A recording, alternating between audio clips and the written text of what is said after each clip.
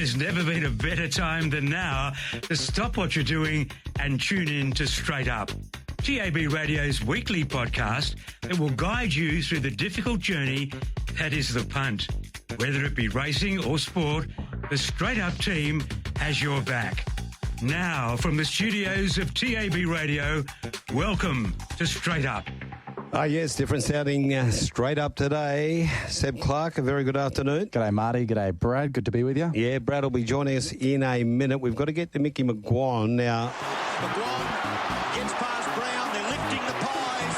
They can sense it. McGuane's had 5 bounces. Nearly get another one. Round he goes. In he goes to an open goal. Mickey McGuane, goal of the year. Mick McGuane joins us on Straight Up for this AFL preview thanks to Dankz Furniture. You won't see better than that. With 6 local stores in the metro area, there's one near you. Yes, a very good afternoon, Mick McGuane. G'day, Marty. G'day, Riley. No, Riley's he's absent without leave. He's working down in Albany, about 4 hours from here in the Great Southern. Seb Clark's the man who's just strolled onto the ground to take his place.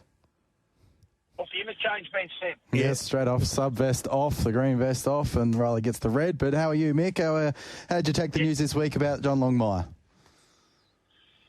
Yeah, well, if the boys recall, we put it on the table, didn't we, Marty, about 5 or 6 weeks ago to suggest that Don Pike would know John Longmire particularly well. And when they were in search of their coach, now we know that it's Andrew McQualter, I thought at the time it would have been a great opportunity to give John Longmire a coach in the view that he's an experienced coach. He comes from a winning environment.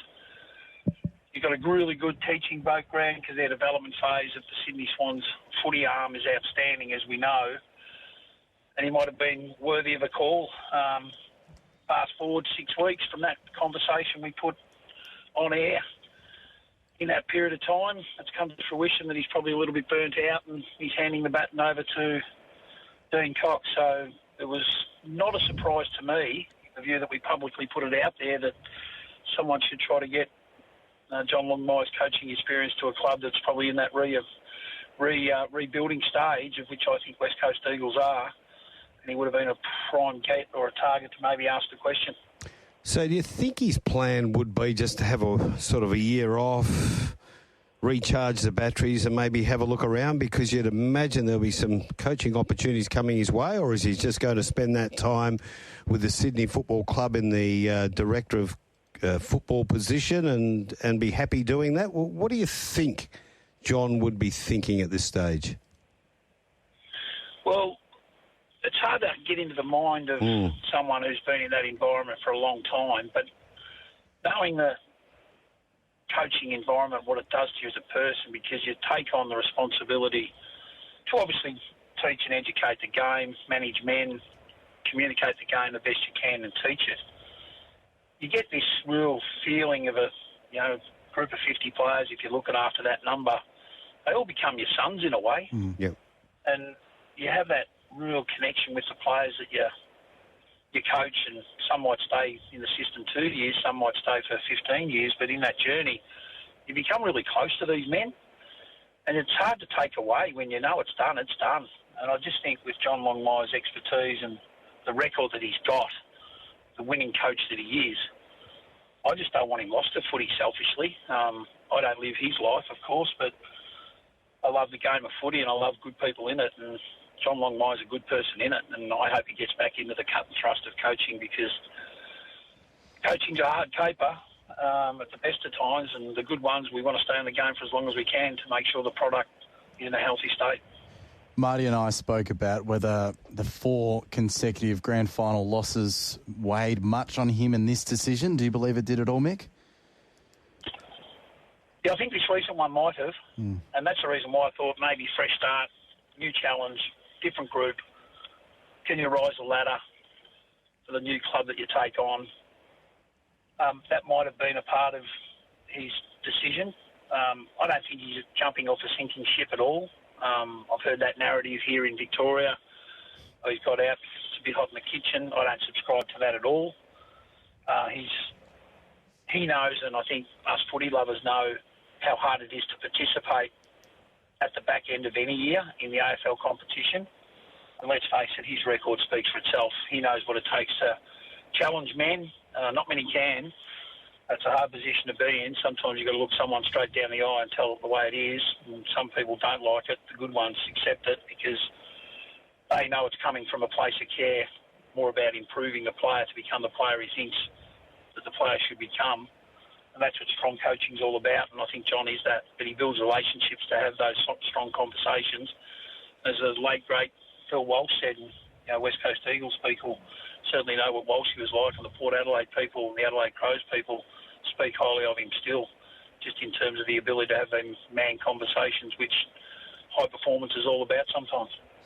We talk about where he could head after this. Do you think Tasmania 2027's a little bit too far away or out of the equation? No, I think anything's a possibility, to be honest, Seb.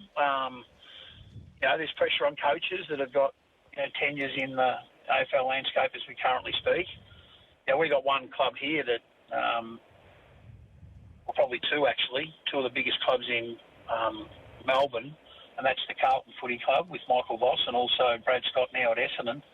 They're racing for success. Carlton never won a premiership since 95. It's been a long time since Essendon have participated in finals, just on 20 years or over 20 years.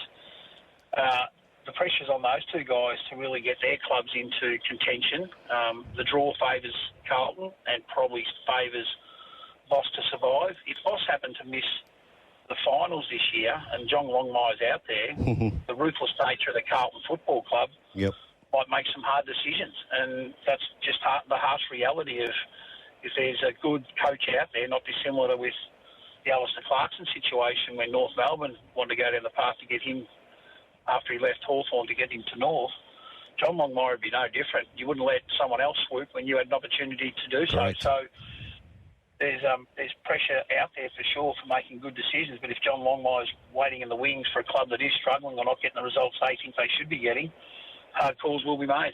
Talking to Mick McGuane for Dankz Furniture. Mick, what about Dean Cox coming in? It's, to me, a great coaching opportunity with the list that he's got. Absolutely. And, you'd know probably Dean a lot better than I would, but, gee, I loved him as a player. Come off the rookie list, become the player he did, was a fairy tale story because he was that mobile ruckman that could get across the ground. He could push forward to be an aerial threat. He could slide behind the footy to influence the air. He was a really good ruckman at stoppage in the end. And I think we're sitting in the coach's box with Longmire for a long period of time now and understanding the players that he's about to take on. He'll be right. And I think he might have his own little subtle shifts and slight style shifts in relation to adjustment. But he'll go down the path of his own way to a degree. But I think the majority of how they go about it, he won't change too much because they don't need to. They just had a bad day in the day that mattered. Not that you want to, but that's what happened. And that Sydney group, they're a proud group. They'll bounce back pretty strongly, and the psychological starring that everyone's spoken about could affect some, but the mentally strong will get, roll up their sleeves, get to work over summer, and as we know, the new season's about to confront you with different challenges, and it's important they get that first brick on the wall to ease some pressure off him, but also the playing group. Mick, we're 3 minutes away from Albany. Our next event there, race number 3. We'll be going there, but we'll come back to you. We'll just keep you online as we normally do. But just back to that one with Sydney, I'm hearing a lot of commentary that Dean, he'll do it his way and don't expect too much in this first season. But I'm the other way. And as you said, there could just be a couple of tweaks here and there that he needs to make. You've just got a team that's been beaten in a grand final, a tweak here and there, and he could be well and truly into another grand final and win one next year. Yeah, absolutely. They're a winning club, let's face it. They've got a culture that is really strong. I think the playing group with their leadership capacity look each other in the eye and more or less tell a player that they think's trying to derail them by their attitude or their training intensity or their effort or their diet. Stop this. We want you to start this and keep doing this. It's the old stop, start, keep meeting. And it's a player-driven environment with coaches managing that environment. And I think Dean, as much as he'll try to put his imprimatur on the group from the outset, 90% of the cake's already baked. He'll add some cream and he'll add some icing and it'll taste good at the end of the day because they've got some really talented players. I think from a club perspective, the Warner discussion won't go away until he signs again, or does he leave? That'd be a big hole to fill if he does happen to find himself back in Western Australia. But in saying that, I think from a club perspective, not a coaching perspective, that matter's got to be put to bed. If they can do that, that'll be a huge win for his coaching capabilities going forward, because we know Warner's a star of the competition. But there's a lot of other players in that environment that will drive the standards and the expectations as a playing group. And as he'll just put his own signature on certain things to make sure everyone's on the same page, to make sure they're going in the same direction. Mick, we were just finishing off with Dean Cox and the Sydney Swans. One more on Coxie, and you're talking about Chad Warner. Does this decision to change coaches have any implication on the re-signing of Chad Warner, or Warner wanting to come back home? Oh, I don't think it would, personally, but I'm not Chad Warner. Yep. If I'm Dean Cox, I'm really building a strong relationship now that he's the number one man as a coach and the one that's directing the traffic. Your prime movers make coaches' jobs far easier. As the great Alan Jeans said to us one day when he came and spoke to us at Collingwood, he thinks that there's three sort of levels of people within your footy environment. The academics generally gravitate to the academics. The blokes that love a beer love to gravitate with the blokes that like a pub, and like to go to a pub and have a beer, and there's guys that like to chase the female side of things. And if you get the leaders out of those three organised groups within your footy organisation, generally you can tap into the right people to find out things that others wouldn't, because you build relationships with leaders within your club. So I think Dean will be making it rule number one for himself to make sure he builds a relationship with his best players, and let's face it, Chad Warner's one of those. Just looking at Seb Clark, I think he covers all three of those categories there with his time at Port Adelaide. Seb. He's got them all covered. Academic, good looking, likes a drink. Yep, likes a drink. Not a bad box trifecta, Seb. Sebby, come on, mate. We're only being serious, as Sam Newman used to say. Do you want to talk about West Coast? Yeah, we can start it off. All right, so they've brought in some pretty good talent in Bo Allen, Liam Baker. Then they've brought in Jack Graham as well, who won their 2K time trial earlier on in the week. Matt Always they got, which they didn't expect to get at the start of that trade period. And then some other handy picks, including Job Shanahan, Tom Gross, and a really late pick in Hamish Davis as well. They've lost Tom Barras, who will be a big loss in defence. Jack Darling they've offloaded to North Melbourne. And then, of course, Andrew Gaff has now decided to retire. Where do you see them poising themselves in 2025, Mick? Oh, well, they're in that development phase, and there's one young boy that I certainly know that got picked up by the Eagles too, Seb. I'll give him a bit of a shout-out to Luca Grego. He was a Bacchus Marsh boy, so he come from the same area as Liam Duggan, so they'll sort of feed off each other particularly well. But he come to the Keilor Footy Club at the start of last year, played him in a senior game when he was available out of his Western Jets commitments. He was captain of the Western Jets with young Keaton Matafai-Forbes, who got to Geelong as a late pick in this year's draft as well. And both those boys have been out of our environment at the Keilor Footy Club. And with Grego, he's a competitive bugger. He's going to do everything right. He's really disciplined with his food, what type of food he eats. He trains with venom. He wants to train to improve every time he takes his place on the training track. So if he brings that attitude to the West Coast Eagles, which I no doubt will, others will feed off him if they aren't, or they haven't got the right attitude in terms of preparation phase. So that's the type of player that I can certainly enlighten the West Coast followers that are tuning in tonight about Luca Grego. Baker's a star. I love him. He's flexible. He can play in the three areas. Graham, great to hear that he won a 2K time trial because he didn't want to impress right from day one. We know he's a power runner, gut runner. Probably just doesn't get enough of the footy for my liking for the amount of times he gets into good spots, and it's either him not wanting teammates not seeing the ball a lot, seeing him with the ball at Richmond, but let's hope that changes at West Coast Eagles because he can get into dangerous spots, but just has to get it more often. And always he just bobs up in a phone box. He'd find space in a phone box. This young bloke from Carlton, he might be a 20-goal, 30-goal goal kicker to complement others in that forward part of the ground. Big loss, Barras, I still think. They've lost some experience with Gaff retiring. Edwards, blokes have been in the system there for a period of time. But I think what they've done is channelled areas that they need to improve in. And McQualter, he won't be asking this group of players to participate. He'd be challenging them too. There's no question about that, but I just don't know whether they're good enough because I question the A-graders on their list. If I said to you guys who know the West environment a lot better than I do, who is their A-grade talent? Is it Harley Reid? Is it Jake Waterman based on his 53 goals this year?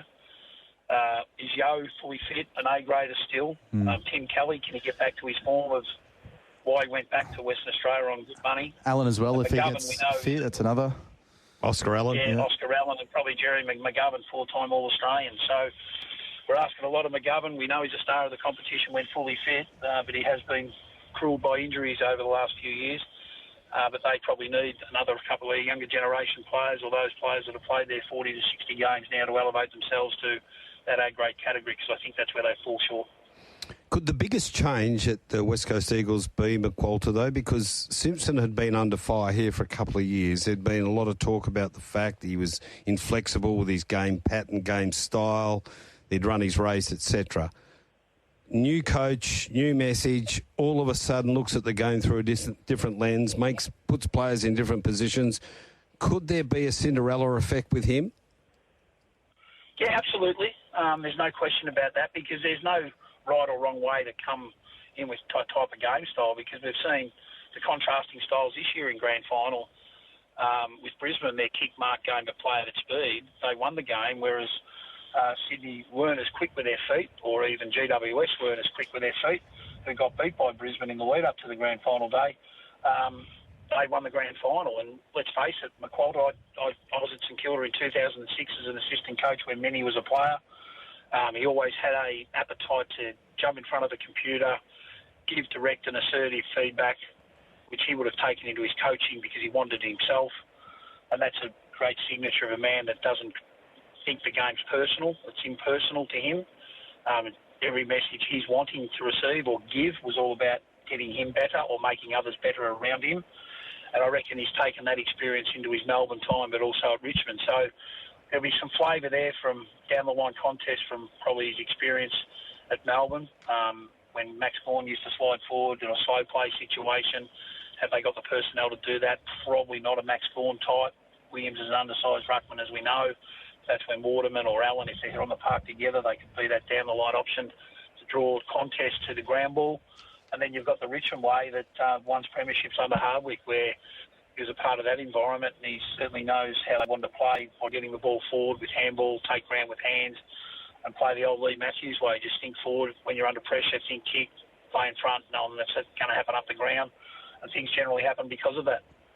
We'll get your thoughts on what a pass mark will be for the West Coast Eagles in 2025 in a moment. So just think about that, Mick, as I get these Albany dividends out to the punters. Race number 3, it was 8, 2, 4 and 6. 8, Billy Jack, Jason Whiting, 17.80 and 3.52. Hear Me Sing, 2.44. Odd one out at 2.10. Fourth number 6, Quinella, 61.80. Exacta, 125.10. Trifecta, 539.40. First 4, 8, 2, 4 and 6, 4,561.70. The double on 10 and 8, 605.40. No scratchings from the third at Albany. We're chatting with Mick McGuane as a part of Straight Up today. So, Mick, a pass mark in terms of wins for the West Coast Eagles in 2025 with the talent they've brought in, with the talent that they've lost. What do you think is a pass mark? I reckon they'd be really disappointed if they didn't improve on their win-loss ratio this year of 5 wins. I think they've got to sort of look between that bracket of 6 to 8, really make their own home ground a fortress again. With the amount of people that the West Coast Eagles footy club gets from their supporter base, they've got a 24th man basically in the grandstand, and they've just got to bring effort consistently, bring improvement consistently, and have that real fierce appetite to be a winner. Let's face it, it's a hard game to play, but you've got to have a winner's mindset, and you can't be comfortable in defeat. You learn from defeat and learn actions and lessons every time you play this great game. But they've certainly got to improve with the coaching decision they made, with the players they've brought in, the investment in Baker, Graham and Owies as experienced players. But I like Ross. I've seen him play a little bit at TAC Cup level or Coach League level, and Shanahan, who I thought was a great get. Watched him kick 5 goals in a VFL game for the Essendon team this year, and he just looked a natural forward with natural forward craft. So I think if they can get him in a team quickly, he's going to complement Allen and Waterman and put pressure on other players in that part of the ground for spots. So to answer your question, I reckon 6 to 8 will be a pass line. Let's talk Bulldogs because they were pretty prominent in the trade period just a couple of months ago now. Bailey Smith out trade, Jack McRae also gone, Caleb Daniel also traded on to North Melbourne. They only brought in the one established player in Matt Kennedy from Carlton. They brought in a host of talent through the draft as well. Where do you see them placing in 2025? Can they finally go deep in September, bar that 2016 grand final? Yeah, I'm not sure whether they'll go deep. I think they'll be a part of the top 8 again. If they don't, they'll just miss out and shape the top 8. When they've got 3 players, or probably 5 players, who can play in front of the ball and hit the scoreboard like they do, Ugle-Hagan will be better again. He kicked 43 this year. I reckon a player that's just going to elevate himself to that star category, if he's not in that star category already, is Sam Darcy. Like, he's had 60-odd shots at goal last year from a young man, basically in his 3rd year of footy, and he's only going to get better. And then Aaron Norton had the injury component. There's a lot of debate over here, and I've been probably pretty strong about it for 5 or 6 years, putting it on the table to sort of look at Norton as a defender. Mm-hmm. But Rory Lobb was that revelation this year, went back to complement Liam Jones, and when you got 3 guys, Norton, Darcy and Ugle-Hagan, as a 3-and-3 structure in front of the ball with Waitman and even Bontempelli pushing forward, they've certainly got avenues to goal. Like Bontempelli's a midfielder's kicked 32-20, and Waitman from his 17 games has kicked 27-17. They know they convert chances. They're generally accurate when they get chances to shoot for goal. And when you've got that player of that calibre in front of the ball, they're always capable of kicking winning score. The concern I've got is just the unpredictability of the selection process of Luke Beveridge at times. I just scratch my head. Like, I come back to that final and you got Riley West, who I thought was a fantastic pressure forward. He played 21 games. He kicked 25 goals for the year. He was left out of that final at the expense of James Harms, who come into the game and hardly played any footy at the back end of it. And in a final, I just thought, that's a bit disappointing from my standpoint. He was named as an emergency West, but to have him out of the team with the season that he had, I just thought that probably put a ripple effect through the rest of the playing group, and that's maybe why we've seen Caleb Daniel, who's a sub a lot, Jack McRae, who's been a star of that club, be a sub a lot, and Bailey Smith basically won out from 12 months ago. So is it all rosy down there at the Western Bulldogs kennel? I'm not sure it is, because sometimes the players themselves scratch their heads about the complexity or the uncertainty of selection. And I think if you're trying to be too tricky by half, it ends up having egg on your face. Okay, so is he ever going to change his ways? Because this has been the criticism of Beveridge for quite a few years now, Mick, and it's very hard to see him change his ways with it. But if the pressure was put on him and said, right, well, this is a year where we just want a bit of normality, just settle the thing down, and do you think that would happen, or it's just he's too far gone to change the way he coaches? Yeah, maybe it's that way. He is stubborn. I'd love to work with him for 12 months and find out whether it's true and he's inflexible.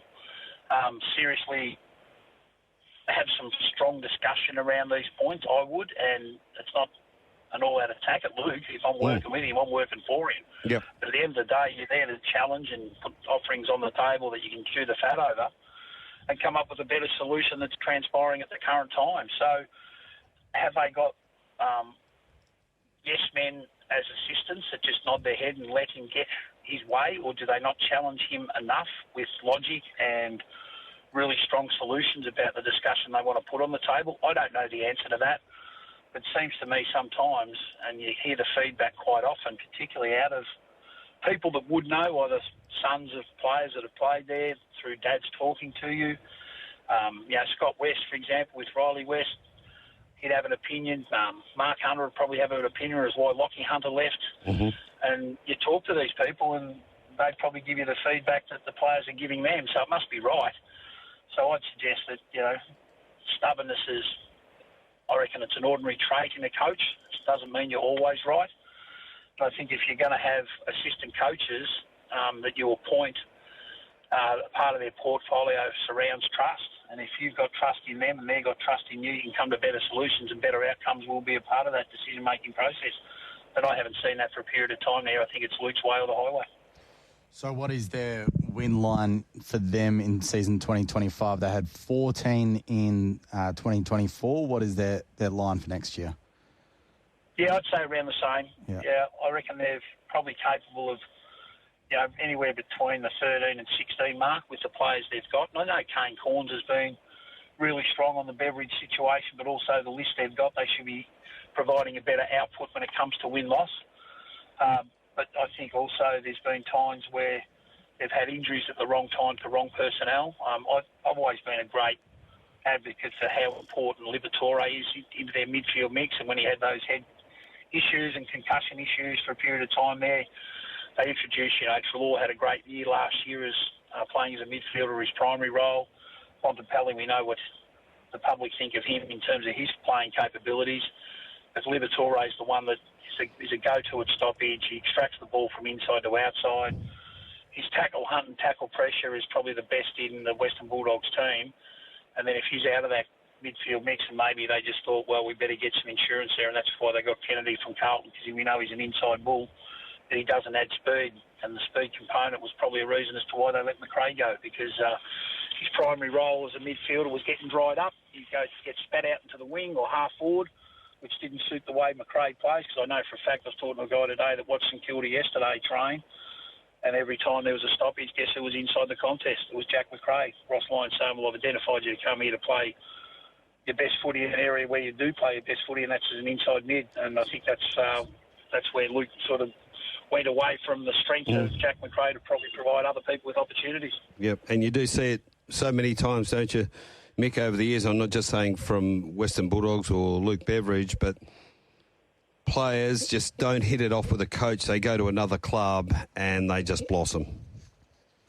Yeah, absolutely. Fresh start. Grass might be greener on the other side of the fence. So they jump it and they get an opportunity and they just grow because a coach believes in them. And, we see D'Ambrosio at Hawthorn this year.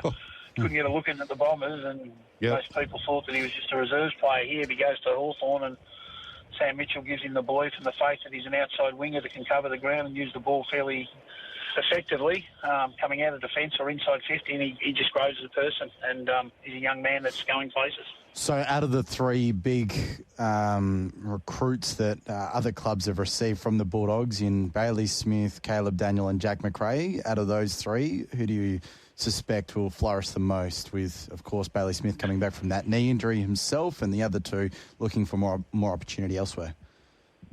I think Smith's the one there. Yeah. He's got youth on his side. He's got an appetite for hard work. He's a maniac when it comes to preparation and training. And I think he'll hit the ground running. He'll be around the action. He'll be in that midfield role because we know they've got an ageing midfield. Dangerfield's probably a month-to-month proposition, let alone a week-to-week proposition, I suppose. And Smith will go there to get that opportunity to play in the middle of the ground so he can spread from stoppage with his speed, his gut-running ability. He'll run 17 kilometres a game once he gets the opportunity to play higher up the ground. And that's why he's gone there for, because that's where he thinks he'll play his best footy. Okay, Mick, thanks for that. That's a look at the final two sides of the 18 going into 2025. Now, most importantly, let's find some winners at Kilmore. The first, they're about to score up. Got the X ready to go, ready to put them out there. I won't have a bet in race one. I reckon race two we can sort of get the exotic money here. Yep. I reckon 3 will cross 1. Hazel Lister will go straight to front, but I'm not sure whether they'll hand up the lead before Polly Peacham. And if it's a 4 crosses 3, crosses 1 scenario, I reckon it's a box Quinella, box exacta, and you can throw in number 10, who's got the good trailing draw, and you might get the box trifecta. So I think 3 is the one to beat, sitting behind leader, gets up the sprint lane to beat 4 or 10 or 1, and I reckon you can get some value out of those, the exotics in race 2 on the program. Mm-hmm. I reckon race 3, the winner will be 4. Very impressive last start win. Looks like finding the top. If it finds the top, it's got the rock. It'll be very hard to beat. Yep. It's just too short at $1.75. And the other bet I want to give our magnificent listeners there in the West, they deserve a winner. I reckon in race 4, I reckon number 7 can zoom straight to the top here for Alan Tormey. She's a good gate driver. Karuma Kev, around the $283 mark by probably race time. I think it could be very, very hard to beat finding the front. if it does, it should be winning. The only danger to it's number 11, Top Up Johnny, who's going really well. It just hasn't won for a period of time, but it's got the services to see Alfred. And those two horses look like they've got a mortgage on that particular race they're in against tonight. Mick, well done on your tips last week too, finding us another $10 winner. Hopefully that continues this evening. For Dankz Furniture, they're great sponsors of you. It's always a pleasure to chat on Straight Up, and we'll do it again next week. Good on you, Marty. Thanks, Seb. On the outside, eyeballing Takeover Target. Brown looking for a run behind them with Apache Cat, then had to be Clorker. Ford makes his move and Takeover Target boots a length and a half with Apache Cat getting off the fence. He's closing rapidly. Takeover Target, Apache Cat, Takeover Target, nearly a dead heat. Give it to Takeover Target, a nose Apache Cat. Great finish. Marasco flying home late, followed by... Okay, the man who rode Takeover Target that day is Jay Ford. He's on his way back home after riding at Hawkesbury today. He joins us on Straight Up. A very good afternoon to you, Jay. Hey, guys. How are you? What's it like listening back to that call from Darren McCauley? Yeah, good. I haven't heard that one for a while. So always brings back fond memories when I watch replays or listen to calls of that horse. You know, he was a big part of my life, and he was a champion racehorse, and you know, I was able to ride him throughout his whole career and rode him all over Australia and internationally. So always fond memories. Just with the nature of racing, it's you don't have a lot of time to think about March. It's more about the next ride. Do you indulge and allow yourself from time to time to get back and think about this amazing journey you went on with Takeover Target? Not really. You know, once in a blue moon, I might pull out some of the old tapes and have a look. I think over the years, I probably appreciate it more now than at the time. As I've gotten older, probably appreciate more what sort of horse he was and what he was able to achieve throughout his career. He's, you know, horses like him don't come along very often. And like I said, as the years have gone on, I've probably appreciated more so, you know, what sort of horse. He's a champion racehorse. And like I said, he was able to do what most can't. So, yeah, it's always nice to look back on that. Let's go back to that Winterbottom race. Of course, Apache Cat, it was deemed as a race in two. You were the slight favourite ahead of the big Apache. And what were your plans going into the race? You drew one, barrier one, and Apache was in five. Was always, look, he was always an on-speed runner. That was his forte. He was able to always race on top of the speed and set a nice tempo and be able to kick off that. So obviously from that pole position was to give him the positive ride and try and take control of that race and do things from the front end, because we always know he fought hard and he was always a hard horse to get past. So that was the mentality of going into that race. And like you said, it looked like a bit of a match race between himself and Apache, and that's the way it turned out to be. And luckily enough, he fought as hard as he always did and had his nose in front at the right end of the ledger. In the run, did you know you had Apache Cat in behind you? He was sort of held up there for a while. Did you know he was there and were you expecting him to come late? Look, I was unaware, obviously, because I was in front of him from the get-go. So I was certainly unaware of where Corey was positioned on Apache. So it probably wasn't really in my mind that he would actually be behind me.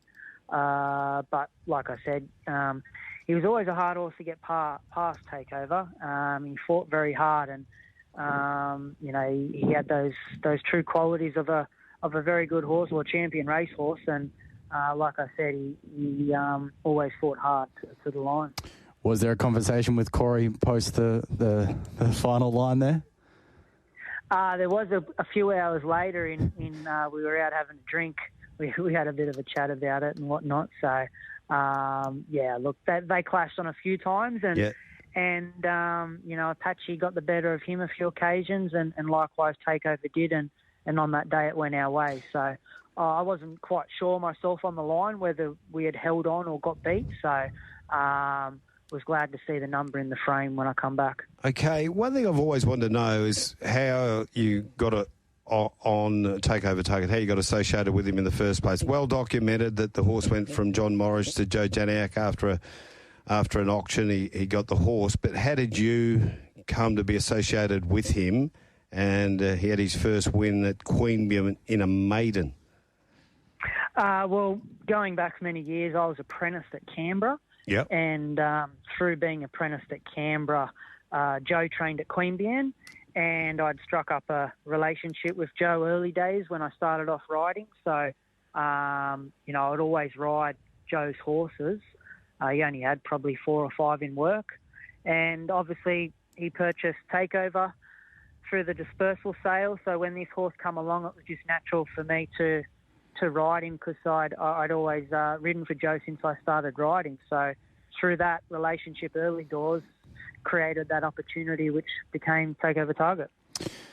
We had a lot of text this week in regards to how that race was run in terms of your 11 Group 1 wins. Where does it rank for you in terms of the way it was run and won by yourself?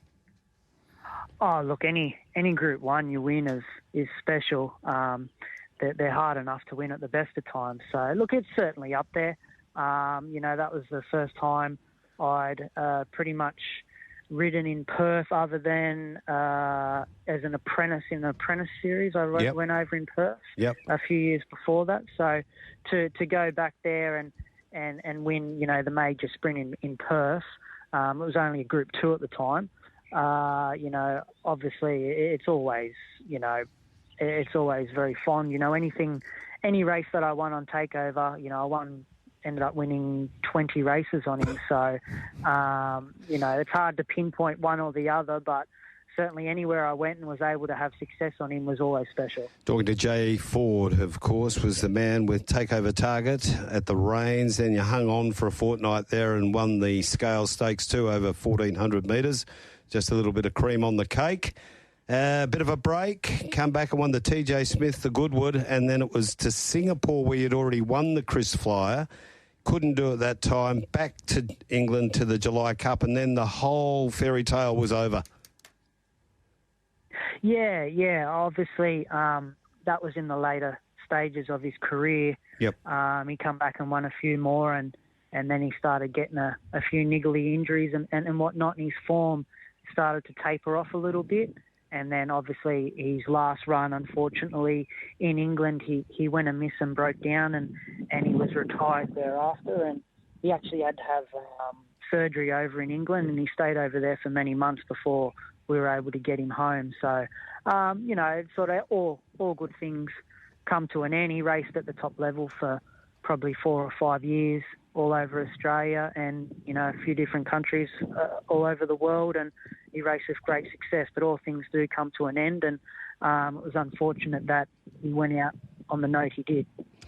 Yeah, that's true, but he was a warrior to the end, wasn't he? And he went out doing what he did best, and that was doing his best. Rose Hill on Saturday, Jay. You've got a good book of rides. Good time of the year for you normally. Can you steer our listeners into a winner? I've got plenty of rides. I think, look, we're expected to get a lot of rain over the next day or two. And if that rain does come forth, then probably a mare I ride, she's resuming, called In Flight. She's in the Starlight Stakes. It's her first time going to stakes level, but she is a very good wet tracker.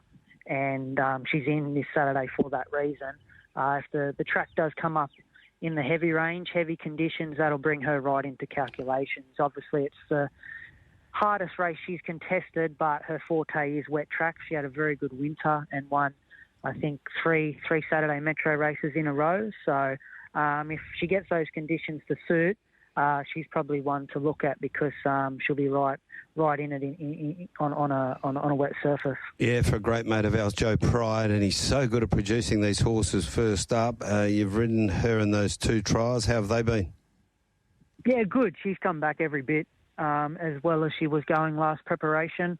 Like I said, she really rocketed through the grade. She was very well placed through the winter months, and she's quite adept in that soft to wet conditions. So, like I said, if we can get the track conditions to suit, albeit up in grade, she's got 53 on her back. I'm pretty sure she'll make her presence felt. Going to Canterbury on Friday night? Yeah, I got 5 or 6 up there. Mixed bag. Probably the pick of them would be a horse called Callistamon of Kerry Parker's. Yes, in race 6. She's come back really well. Both her runs back have been nice. She can get through soft ground. And off her run the other day, if she takes natural improvement off that, I expect her to run really well. Jay, it's been a pleasure catching up with you, mate. It was a terrific day. I was there front and centre, 2008. It was a wonderful race and a great chapter in that fantastic story of Takeover Target. You were such a big player in that. Thanks for coming on and having a chat. My pleasure. Thank you. The Perth Racing Preview is where the Straight Up team finds you the winners, and here's the Straight Up team with their preview of Saturday racing from Ascot. Okay. Welcome along to Straight Up, and our great mate, Brad McManus, here. How are you from Tab Touch? Yes. You're still there? Correct. Yeah, going well? Yeah, going great. Big day 3 of the Pinnacles coming up. Hi, Seb. Hi, Brad. How are you? Wonderful. Pleasure to have you sitting across from us. We're missing Riley, of course. Where is that traitorous dog? Someone's given me a clip as He's well. working for the. He's working for the opposition. Someone's looking for the third stooge. Okay. Yeah. He's worried that the package has chopped him. 3 away from 4. Get those Barbaro Butchers quaddies in. The quaddies have been tough. Also, did you get dressed up for Royal Ascot, is asking Chief from Floriat, Brad, to you specifically? Last week, this week? Must be last week. Last week, you were better. Yeah, we had the vest on, the waistcoat, Good. Yeah. etc. Tried to say hello to Mart, but it obviously gave me donuts. Very busy man. And it'll be the same this week because we've got 10 by 20 Tab Touch vouchers to give away from the Hut. Do you reckon they're not popular? I want a story from someone who gets one that they've won, turned it into 2,000 or something, you know? Had a great day with the 20. What do you think? I know a few blokes that sold theirs for 15 and just took the cash. Just to buy a round of drinks. Yeah. Buy one. Okay, what do you think about this? The meeting's a cracker, is it? It's tough. Great meeting, plenty of value, goes without saying. Hard to really nail a few early in the meeting, but I think we might get a few later on. Seb, you look keen a couple. Absolutely. I'm keen to look across the markets with this. Okay, and the main event, where's the money been this week in the MCA Polytrack Winterbottom Stakes? Did the barrier draw have much an effect on the market and the punting trend? It did for one horse in particular, which we'll get into later. You're asking me who has been backed. I will tell you who hasn't to this stage. That's Overpass. Yeah. Will it calm? It has to reach a mark. Where that mark is, I wouldn't want to guess at this stage, but it has been tumbleweeds all around that horse at this stage. But yeah, surely it finds its mark soon and the money comes. Okay, weather-wise, it's a bit tricky. It's changed a bit this week, hasn't it? Looking fine. Mild westerlies throughout the day in the Ascot region. Yep. Nice and warm. 7-metre rail. Yeah. What's that mean? Every horse gets their chance until they don't. We get some indication that it might not suit a certain type. As the rail has gone out each movement, Brock Nealing's been telling us it's getting to that part of the track where it's at its absolute best. Last week was 5, wasn't it? And I thought it played well last week. There was a bit of criticism that the inside was off, but it didn't stop a few of those, sentimental heroes and the 2-year-olds, etc. It was fine. People sometimes just go looking for an excuse to blame their bad bets on something, don't they? So that's fine. The track's playing well. Bet with confidence, but responsibly. Okay, well, let's kick it off. And Seb's going to open up the batting with the Racing Towards handicap over the 1800. Sure will. Number 1, Border Force. Opened at 420. Got out to as much as 550 into 5 now. 8, Rocking Society. $13 into 650. 11, War Matters. $8 into 650. 3, Long Jeans. $7, Holding Firm. 13, Lethal Weapon. $9 into $7.50, up as much as $10. 4, Stormageddon, $10 now, opened at $9. 9, Fiorize at $8. It opened, now out to $12. 6, Central Force, $18 into $15. 2, 5 down, $15 out to $18. 5, Beautiful Baroque at $26 into $23.10. King Mahuda at $23.18. Vancouver Storm, $16. 16 Forbidden Apple, $18. $26 now. 7 Mystical Man, $41. 12 Blazing Tycoon, $51. Likewise with number 15 Sketter, 17 Fight in Flight at $51. 14 Misintention, $71. That mythical Seb Meerkat. If you look closely in the corner, you would have spotted it there, Mart. For Rocking Society. Nice little almost half your price job early this. Yeah, they've picked one out early, the Eastern States Pros Rocking Society. They've got stuck into that sort of 11, 13, 12, 9, 8, 7, all chipping away there. Price remains War Matters. Huge place bet there at the 275. Lethal Weapon, 300 at the 9. Mystical Man, sorry. Plenty of small place money there, including a local pro getting involved. And that money is starting to come long, Jeans, as well. Going to make some good books in these early races, you would have thought, Mart. There's plenty of chances and, gee, they just look wide open. It's a big field, isn't it? Big field. Not an overabundance of speed in there. With you 100%. Does look a pretty mild sort of tempo. Bit of a 152 and change type 1800, you would think. Do they slide forward there with Lethal Weapon from the wide draw? I had it sliding forward, yeah. Yeah. Who'd you have leading? Well, you're looking at horses like 5 Down. Rocking Society has in the past shown that sort of ability as well. They're the ones that look like being on pace. You're thinking maybe a few, by virtue of the barriers they've got, there's a few horses that may just settle closer or just land closer because of how muddled this tempo may be early. So horses inside that, like War Matters, maybe Mystical Man looking to possibly hold a spot. Yep. Yeah, 5 Down's probably a leader from Lethal Weapon. I've just been taken by Darren McCullough's War Matters. I think this could be its race from the draw. Yeah, there's been some money early as well, and certainly a horse that looks like it's certainly got races in it, and this looks a decent setup. As you said, inside draw, hold a spot, handier.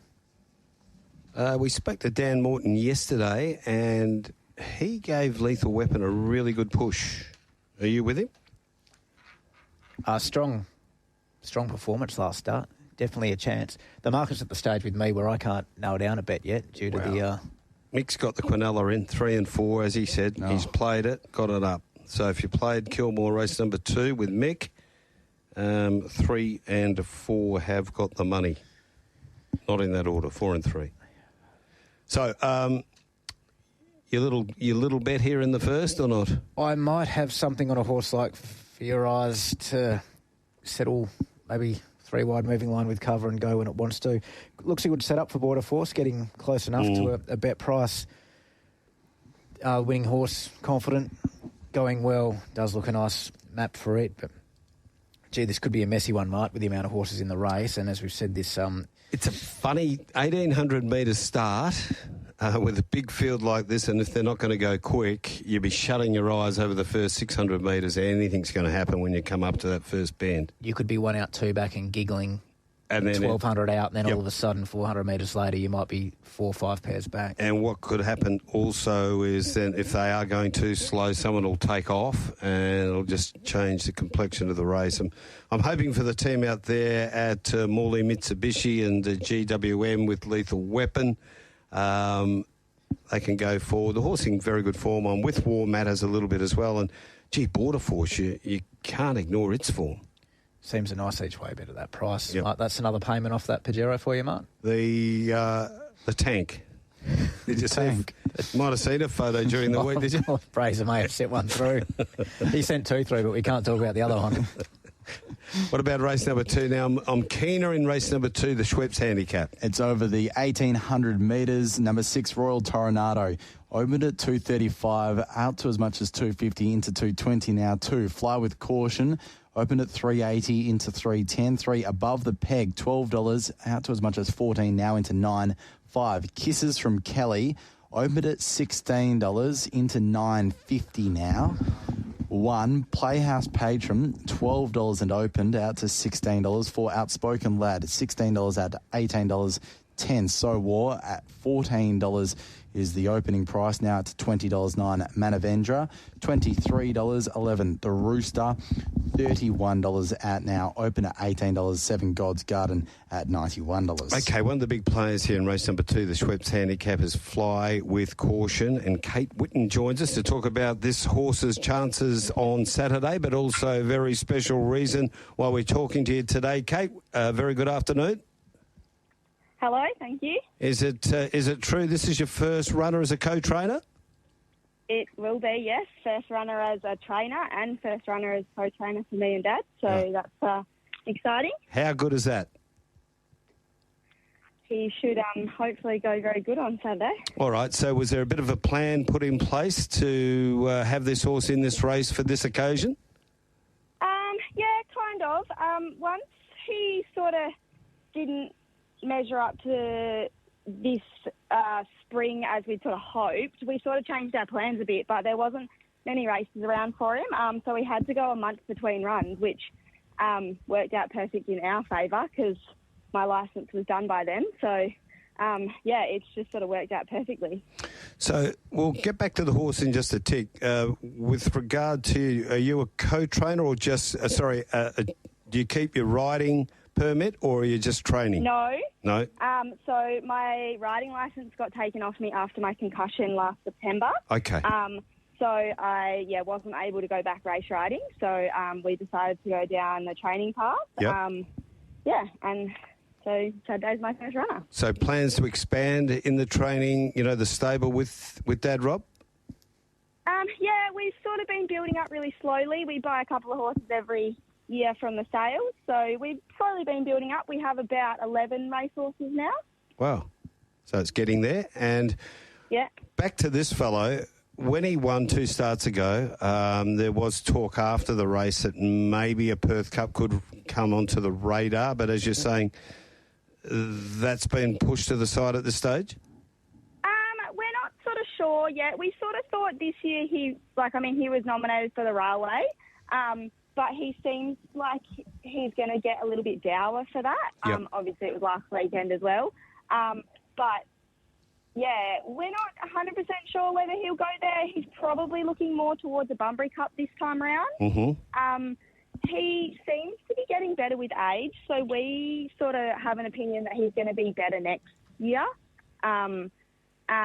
He seems to just be getting stronger and stronger. He's still filling out, still growing, that sort of thing. So, we're sort of thinking, it obviously depends on what he does his next couple of starts.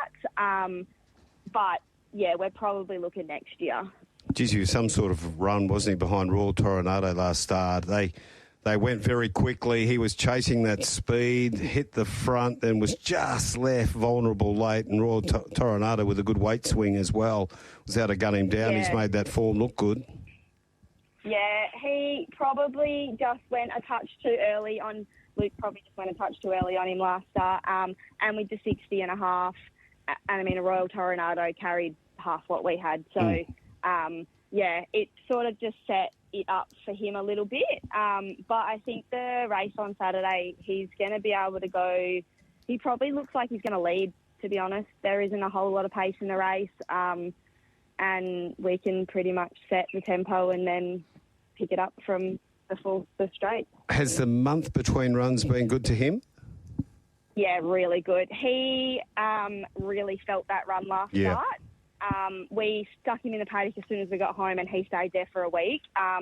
And it wasn't till about maybe 2.5 weeks ago that he started to bounce around again. So he's 100% needs to go to the races this weekend. But no, he's feeling really well now. Kate, it's been wonderful. Thanks for giving us your time here on Straight Up, and we'll be having a good look at Fly with Caution on Saturday. Fingers crossed. Thank you. And she's Kate Whitten. So what'd you take? It didn't surprise me that she said that took a lot out of him. That was a gut-busting run, wasn't it? That was a tough effort too, Mart. And we can lead in from that straight into the $5,000 bet on Fly with Caution at the 380 when markets came out. Wow. So someone's very keen.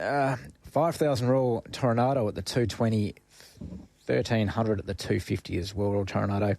Another 600 Fly with Caution at 350 and another 500 at the 350 Fly with Caution. Kisses from Kelly. Thanks for that little sneaky over the monitor meerkat there, Seb. Eastern States Pro Money, they're keen each way on it. There's also been that scratching here for checks, which is around that sort of $12 mark, so probably only a 5 cent pretty minor type deduction there, Mart. I want to ask you about Kisses from Kelly. What were your thoughts, one, of the trial, and two, chances in this race first up over the 1800? I love the trial. It's tough just to win these types of races first up at this trip. In this sort of company as well, it would be some sort of effort. Interesting speed map, Mart. You've got. I thought Outspoken Lad, mate. Funny, I was thinking likewise, or possibly even a horse like the Rooster to go forward as well. But obviously, it sounds like they've got some intent there with Flow with Caution, which is great to hear. Wouldn't be the worst thing it leading, but I'd probably rather see it just perch behind those two. Oh, why not? Go to the front, take your destiny by the horns. Or whatever you like to grab, Scruff of the neck, What about Royal Tornado? What sort of a run was it last time? Incredible. And a horse that's just going so well this preparation. What's going to have that slight query whether a horse backs up or not statistically, that's one thing, but that's a different type of run, isn't it, to bounce off on the 7 days where you're 12 lengths off the leader and got to make that sprint through on the inside. Yeah, it is, but it's 21 back to 18. Grant and Alana, they're just gurus at this sort of training. And correct. I'm guessing they just wouldn't have done too much with him. And 21 back to the 18. Here's the one I think Fly with Caution has to be. Well, the market dictates that, indicates that. You don't have to be a guru to work it out. But I love what I heard with Kate. I was almost going to say, how did he handle that run? And she said it just bolted him right out. But a lot of times, once they come good, they've hit another level of fitness and bouncing out of his skin. Just at the price, what is he? Just a little bit better than Royal Tornado? Yeah, 310 at the moment. A few others we can talk about, Mart, that are starting to hit their straps. Above the Peg was much better last start. This map looks sinky, but as you say all the time, maps aren't everything. They go out the window 50 metres out of the gates. Playhouse Patron was a much better run last start as well. Yeah. And I'm surprised the text message each way hasn't come out yet for So War, because it's actually going really well, this prep. Mitchie, you need to lift a little bit, champion. Should be sending some each way text messages out of the 20s. This is a good place bet. I don't think he needs any sort of prompting. The team are firing. They are. Riles Morgan, he's down there in Albany. He's thrown in his tips. He's with Fly with Caution. And don't forget the Maylands Mauler. He's thrown his as well, and he is listening. He's gone race 1, number 13, Lethal Weapon. Well, the boss trains it, so that was a given. And race 2, he's sticking with Royal Tornado. He did tip it last start, so he's showing a bit of strength there and staying with it. I'm with Fly with Caution. I think it'll be a good bet there. If you bet me about $4, I'd be interested in having a bet. Key Clean handicap over the 1,200 metres. A look at the market. Number 1, Comic Hero, 460 and 4 into 440, as much as $4.80. Number 3, Bondi Plunge, open at $9, now into $6. And we'll hear very soon from Dan Morton about what he had to say about Bondi Plunge yesterday on Drive. Number 4, Our Rocky Bay, $12 it opened, now into $9. 9 Regal Statue, $7 out to $9.50. 12 Barney's World, $12 into $9.50. 10 Plays with Fire, $10. 7 Norwich at $14. 1 Capri Omnia, $8.50 out to $15. 8 On Patrol, $14 out to $15. 15 Starring at Night, $18 out to $20. 14 High Pressure, $21. 6 Diablo Lad, $26. 2 Divine Pair, $31. 11 Voidance, $31 likewise, with Empress of India number 13 and number 16 Rapid Rock at $31. Barney's World, 700 places there at the 370. Thank you, Mart. Comic Hero, a nice monkey there at the 480. Barney's World, another $250 each way at the $14. Capri Omnia, $200 each way at the $15. Bondi Plunge, a number of $300 bets there at the $7 and $7.50. Little snipping out wide, Empress of India, a couple of $100 each way at the $26. Mart, Regal Statue, what price is it? For Regal Statue, it is $9.50. $500 at the $7. He caught another one. Come on, give us one. You want it again? Have it again, champion. Interesting race. We had Dan Morton on drive yesterday. He was outstanding. Here he is talking about Bondi Plunge. She's a really consistent little mare now. We probably ruined the instructions last start for Lucy by having her a bit too close. I just don't think it was to her liking. But she's trained on really well, and we'll just let Lucy ride her accordingly, and she should go great.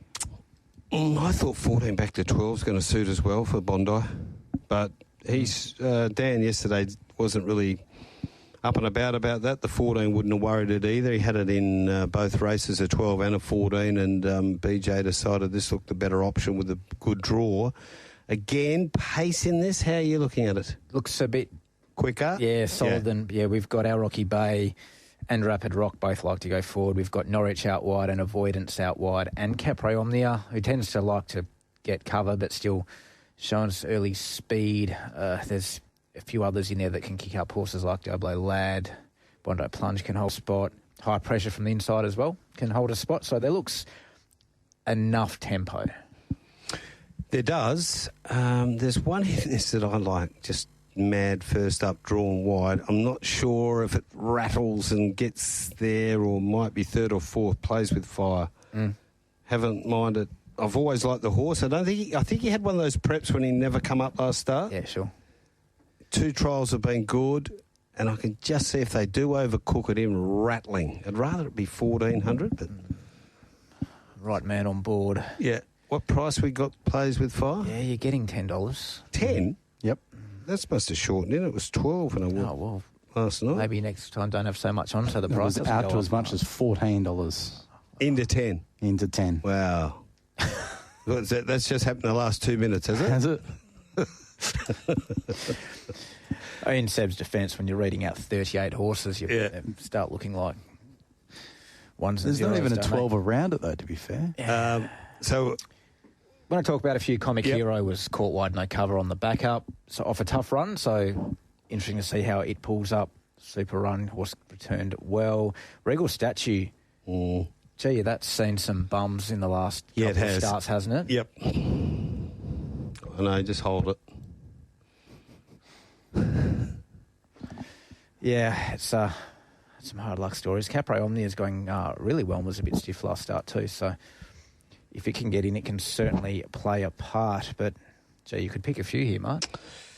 Yeah, we had a tip yesterday, didn't we, off the... Empress of India, yes. Who was that? Not too sure who it was. Peter from Morley? It's one of his horses. No. Gordon. Yesterday. Yeah, okay. Which way are you going? You got one here? Gun to my head, probably Regal Statue each way. Yep.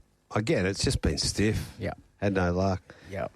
Riley's come in here with the Comic Hero number 5 as one of his better bets. So he's race 2, Fly with Caution, race 3, Comic Hero. Notice he doesn't put numbers alongside of their names. He's got a bit of Richard Bell about him.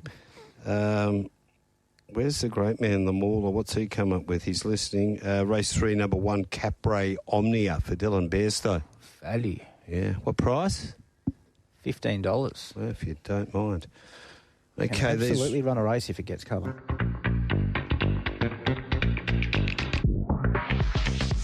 The Perth Racing Preview is where the Straight Up team finds you the winners, and here's the Straight Up team with their preview of Saturday racing from Ascot.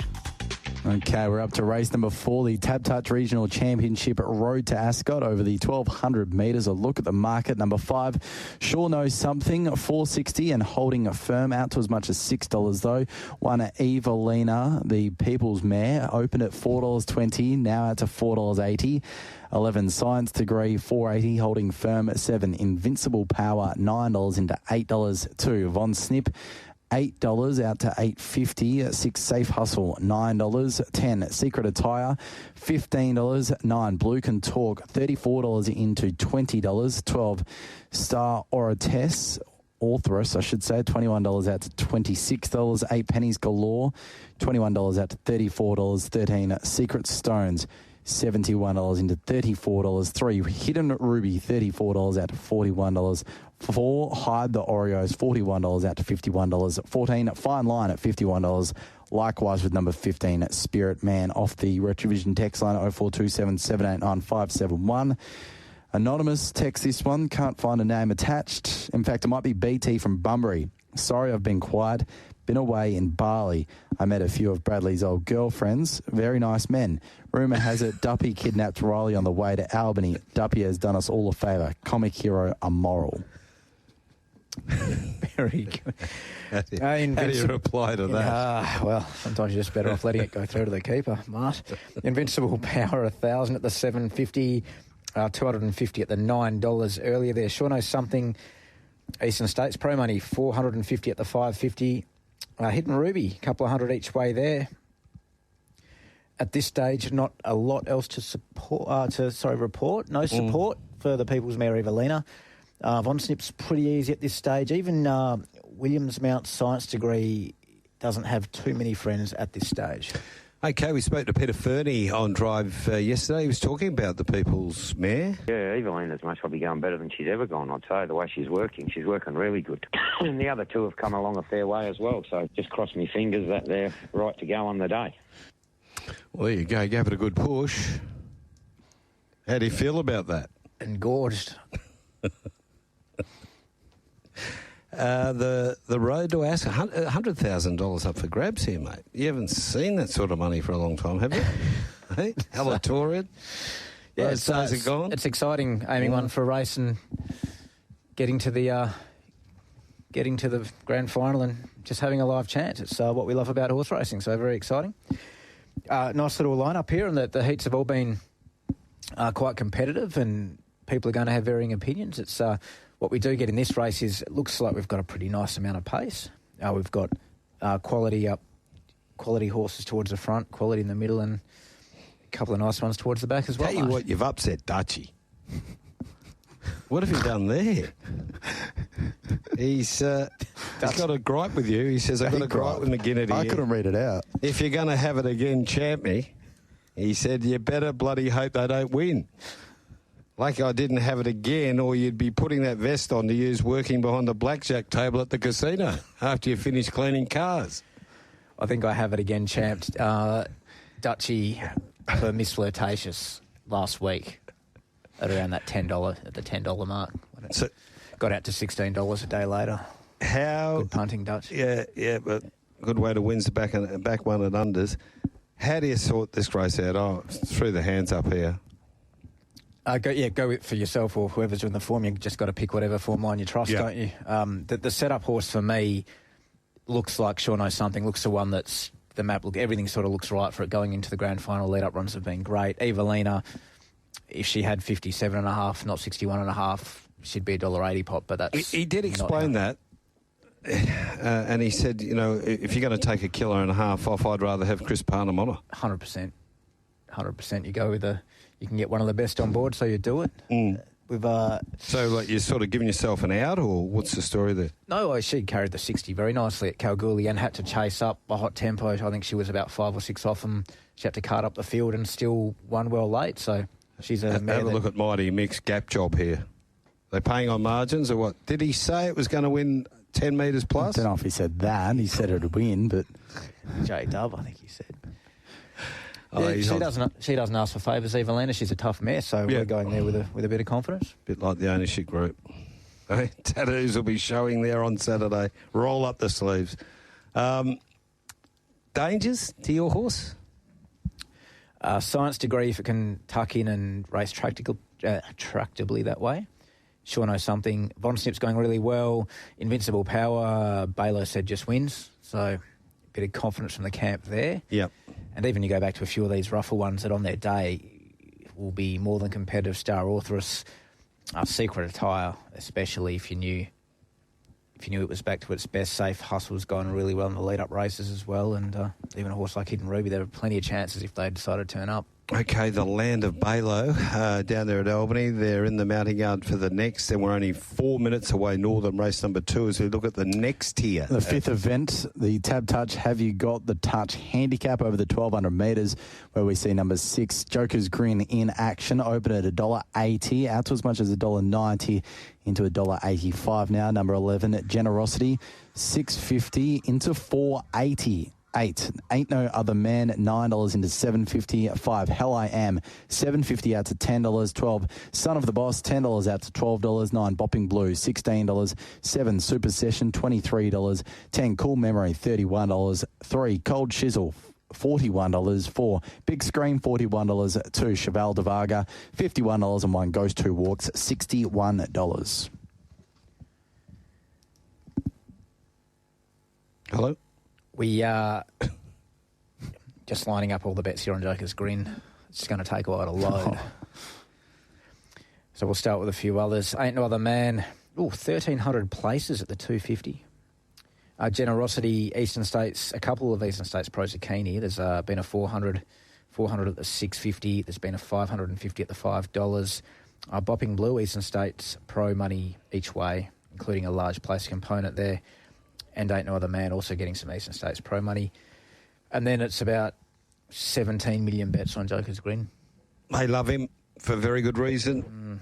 Gets to 1,200 metres.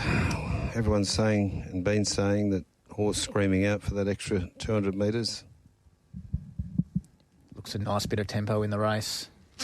Enough speed influences there to make it. Draws out so he can just keep him out of trouble. He looks like that sort of horse, doesn't he? Bit of a sea breeze in by then.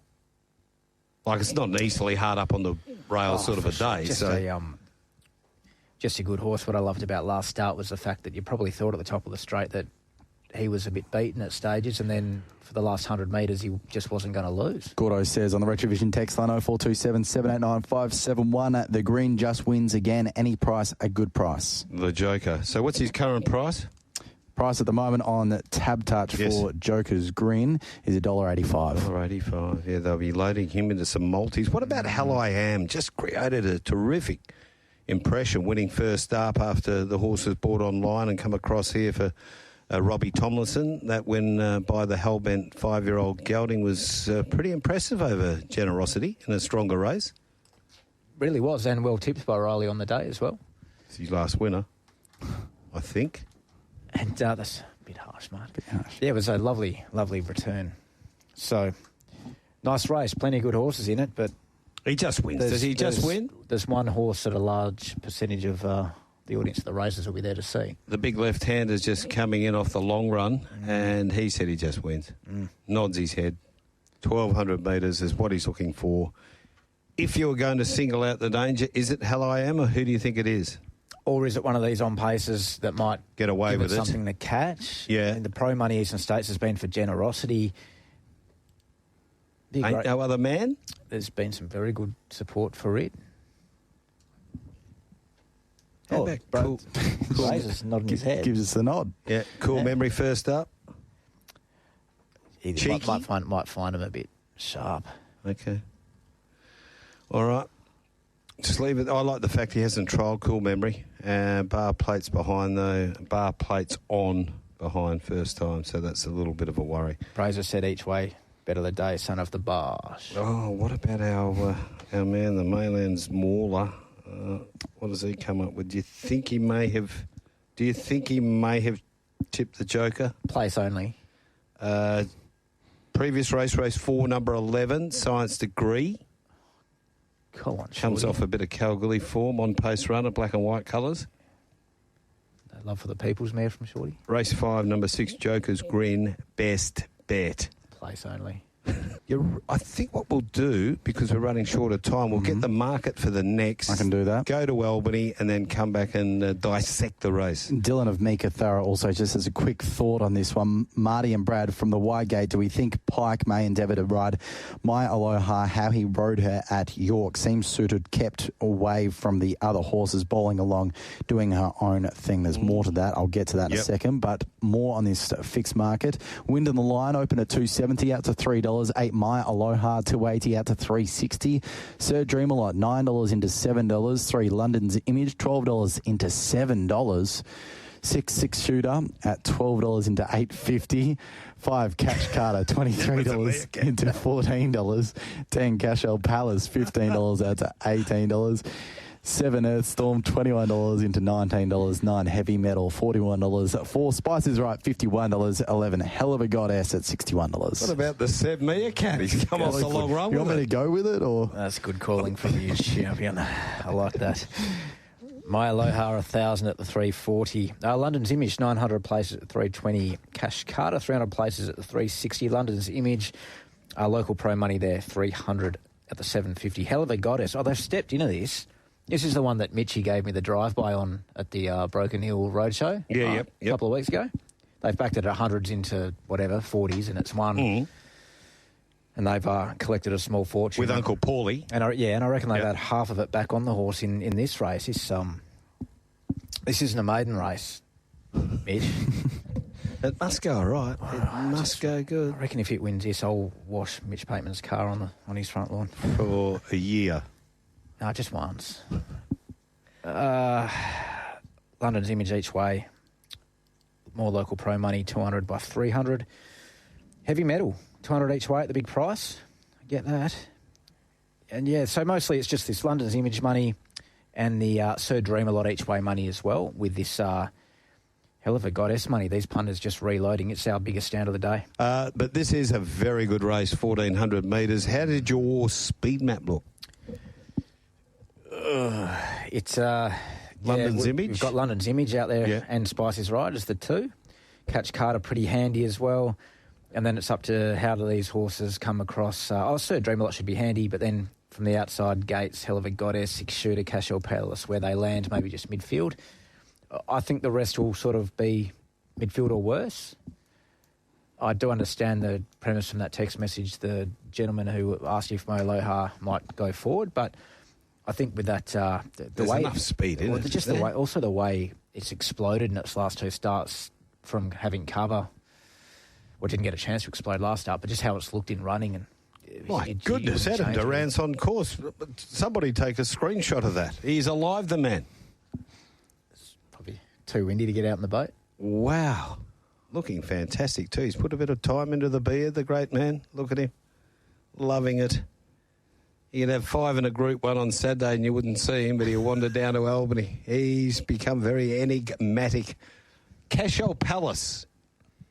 Let's have a listen to what Dan Morton thought about its chances. No, holds no fears at all. She's, we'll probably go into the mile last start was more of a question mark. So, we've just let her freshen a little bit coming into the 14, and she's very fit now. So, drawn a sticky gate really, but I think she'll go very close. I think I mentioned it last start and you poo-pooed me about it. I think it was you or Riley or both of you in the Champion Fillies, but ran a cracking race. Back to the 1,400. It's not without a chance. I concur. I think the price is quite large compared to some of the other horses in the race. I thought you were going to say something else, and when you said compared to, talking about large prices, but that's all right. I'm keen May Aloha because I just know how disappointed Pike was after that race in the Champion Fillies. Oh, the Placid Arc. Oh, the Placid Arc, sorry. Probably should have won. Yeah. Yeah. How do you feel about horses dropping back from the Champion Fillies to the 14 or stepping up from the 12 to the 14? Doesn't really matter. I've got no issue with either. How about yourself? No, same. Yeah, just I think tempo related. 2 weeks especially. Yep. So Wind of the Lion, what are we missing here with this horse? Because it's, 2 from 3. I thought first up looked like it was a bit of a plan in hindsight, doesn't it? That they just had the horse pretty soft, make sure it's ready for the Placid Arc. Definitely improved in its behaviour as well pre-race, so no reason why it can't improve again. Mart, you're a breeding buff, Mart. You're a breeder. Written by. Good horse written by. But at the 1,400. Yeah, Sebring, no. I think it's more the horse.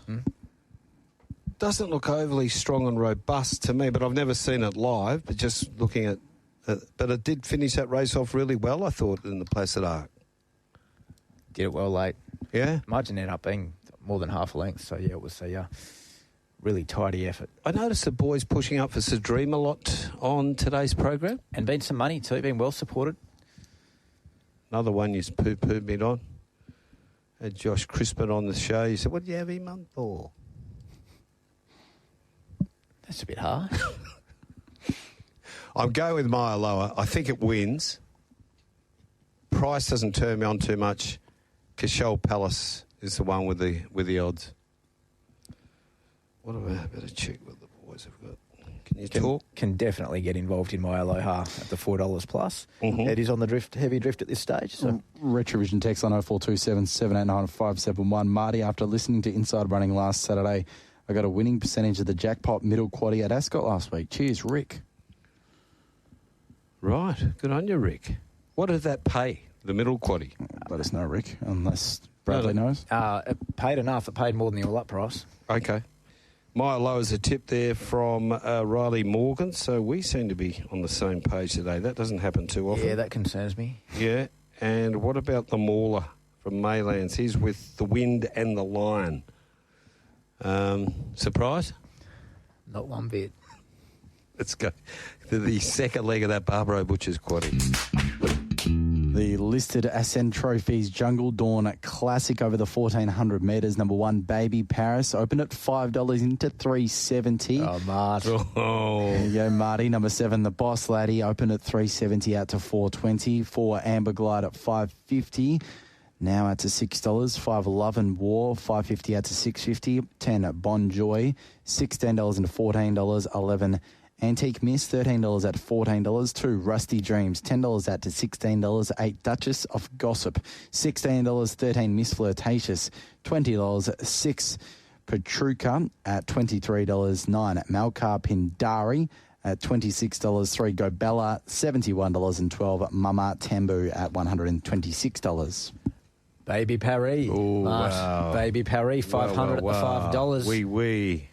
1,000 at the $4.60, 500 at the $4, 300 at the $3.80. The Boss Lady, 300 at the $4.20. Amber Gliday, 200 at the $6. Pike. Bon Joy, a little bit of each way, specking at the $14 as well, Mark. Right. Where'd he pop up from? He's over there with Volandis, isn't he, today, I think, the King? Meeting with PVL. That's all hush-hush, but I've let that one out of the bag. He'll love it. Baby Paris seems to be really well placed, doesn't she, under the conditions of this race? Doesn't get a penalty for winning the Jungle Mist. Yeah, for sure. So it's very hard for those horses behind her, you'd think, to turn it around. Also looks a nice pace profile for it to settle on pace. You've got Miss Flirtatious there as well, and not a great deal else to my eye. Mm-hmm. So things look attractive for the horse in that regard. So you think Jags, he just leads again? Depending on Miss Flirtatious, leads or camps. Yep. Now for the devil's advocate bit. Mm-hmm. Looked to be cruising at a high speed last start. Baby Paris actually just got away with genuine. Yeah, 110.23. The sectionals weren't that hot. It sort of kept going mid-race to keep them. It was a beautiful tempo ride by Jagsy. Yes, sort of 36, home 34. And so that's one huge tick that Baby Paris got last start. The other big tick that does not make the form guide, Mart, is that how long was the delay? 13 minutes? Yeah. Well, I was unaware of the delay. So I'll go through that for those that aren't aware. Every horse got loaded pretty much. Well, the vast majority of them got loaded, stayed in there for about, I think, 7 minutes, and then it got pulled out and put back in again. Baby Paris never got loaded because of her previous difficulty. She was out the back. So what advantage that is to a horse compared to a field, who knows, but it's got to mean something. Peter Fernie did touch on that in Good Spirits yesterday. We're talking about his good mate Gary Bowen. Let's have a listen. We're talking about Duchess of Gossip. Yeah, well, she was a really good run. The other day, Lucy thought she might have even gone a bit closer if she could have got out and got moving on her, because she doesn't sprint as good as them. She just got to wind up a bit. So that'll be our plan. We've drawn quite awkward, so that's up to Lucy to fix that up if she can. So I don't know. Baby Paris was a pretty good winner the other day, so we've all got to improve a bit to beat it, I'd say. There he is, Peter Fernie, talking about Duchess of Gossip, but he was quietly confident this horse is there to run well, wasn't he, Seth? Absolutely, when we spoke with him yesterday on Drive. Miss Flirtatious goes into the race in good form. And what about the class dropper here, Amber Glide, with Pike to ride? Huge last start. Was very tight in there on the rails, which also many people think wasn't not the best spot to be. Either way, Amber Glide has gone very well, and it was a proper needle eye. And was strong through the line, Amber Glide. Really liked that run. As you said, a stronger race. I just note that Mickey Grantham's put the pads on a few of his horses this week, so maybe the tracks have just been a bit firm where he's been training, or what, I don't know. I think 2 or 3 might have the pads on. Love and War's one of them. Yep. Have noticed there's been a couple of others too. I'm going to throw one out. It's probably not its race, but I'll be very surprised if Petruchka doesn't run a good race here. Maybe then it's the 16 and the 18 that we get involved in. But what is it, 23 or something like that? Yes, $23, $5 a place. Could make an excuse for Rusty Dreams. I think things didn't work out for it last start. It won't be my major bet in the race, but could certainly forgive, and thought it was very good runs before that. But the Boss Lady... Blinkers off it. The Boss Lady is probably close to my best of the day. The best? Yeah. You're in the camp. The Boss Lady. Yeah. Couldn't have returned any better this prep. Both runs have been nothing short of outstanding. Drawn to settle a touch handier. I think this horse has come back better, and I think the $4 plus is a great bet in the race. I do genuinely think the Boss Lady will turn the tables on Baby Paris up to the 1400. Ooh, there you go. Well, we've got to stay with the baby, but I'm just places Petruchka. I'm waiting to see her rattle. I think she's pretty good. What a career Baby Paris has put together. 9 wins now from 20 starts, Mart. You're well up on her. Yeah, well, it's been terrific for Gary Bowen, hasn't it? $816,000. It's not bad when you own it on your pat. Good luck to Gary's a ripper. Good fella. Up some information here on that previous event, the Jungle Dawn that we looked at. Where are the tips here for the mauler? Because he's listing. He's gone with Baby Paris. No tip there for Riley Morgan. And the middle quaddie, thanks to David Short for this last week, paid $3,158.80. So there you have it, punters. Taking a look at the next at Ascot, the Winterbottom Stakes. And we have a look at the market now for MCA Poly Track. Over the 1,200 metres, number 1, Overpass, open at $2.75 out to $3.10. 2, Western Empire, $4.60 into $3.70. 15, Lady Laguna, $6 into $5. 5, Mahaba, $9 out to $10. Number 11, Bravo Centurion, $13 into $10. 9, Rope Them In, $11 out to $14. 6, Saloon Bar, $17 out to $23. 13, Almighty Class, $20 out to $23. 12, Verkin Rupert, $61. 8, Snowdome, $71. 3, Red Can Man, $81. 16, Laced Up Hills at $81. And then $101 for both Hot Zed and Man Crush, and $126 for Kripolenko and Boots Like Bruce. 200 each way, Kripolenko at the $126. I can get it. Big run last start. Western Empire, Eastern States Pro Money. Wow, Eastern States. 500 by 1,000. Another 500 each way there, Western Empire as well. Lady Laguna, Eastern States Pro Money, 500 at the $5.50 and 400 at the $6. Mahaba, Eastern States Pro Money at the $11 and the $10. Overpass, there is a bet there of 400. Not much else. Plenty of money early, Bravo Centurion all the way through. Yep. We're standing it for plenty, and it is still trickling away there in this market, including that earlier in the week before the barrier draw. So market. Historically in the Winterbottom last year, the betting for Overpass, how was it? Can you remember? I certainly remember Overpass drifting a couple of times over here. I could just can't for the life of me remember which exact race it was, but it has drifted a couple of times. I think the Quokka tricked you. Once noticeably. So, and it looks to be on the drift again towards that mid-threes range because the money's elsewhere. Yeah, the money's elsewhere, but I think the money will come for it, won't they? Has to at some stage. So the map, let's talk about it. You were a bit like Riley. You think that Bravo Centurion overpass will just, in inverted commas, glide across? Yeah, I just can't see what will have either the intent or the speed to hold them out. So whether an Almighty class, what are our options, Mart? Man Crush, Kripolenko, Snowdome, Almighty class, boots like Bruce. There are options to hold those two out. I just, I know we disagree a bit here. I can't see any of them holding those two out. I just defer to the fact it's a $1.5 million Group 1, 1,200 metres, and unless racing has just changed that much since I was involved in it many years ago, somebody will kick up and not hand it to them in a plate, and I think they will. I reckon Almighty class finds the fence first, doesn't it?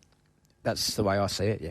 And then you're going to have that pressure coming. But, a horse like Snowdome, he's let up in 1,100 last start. Did it not? Actually, one thing I will say, if you're Almighty class, you're probably not overly keen on handing up to a Man Crush, a Kripolenko or a Snowdome or a boots like Bruce, so you probably want to keep them outside and behind you. Yeah. I'm not trying to work out who or where or when, but from what I can see, Western Empire should just get a good run from behind them. Pike can keep off the fence with this horse. It does look a lovely setup for a horse like here. Similarly, a horse like Rope Them In as well. Looks a nice little setup. So, a question for you, Mart. Overpass, Bravo Centurion, as they come out, if you're on overpass, are you having a look for the lead? Are you happy to stalk? Oh, I think Bravo Centurion will be the first to cross and he'll just sit outside of it. That's what I would think. They're both very quick beginners, but geez, 1,200 metres, barrier's 16, you're a long way out off the fence.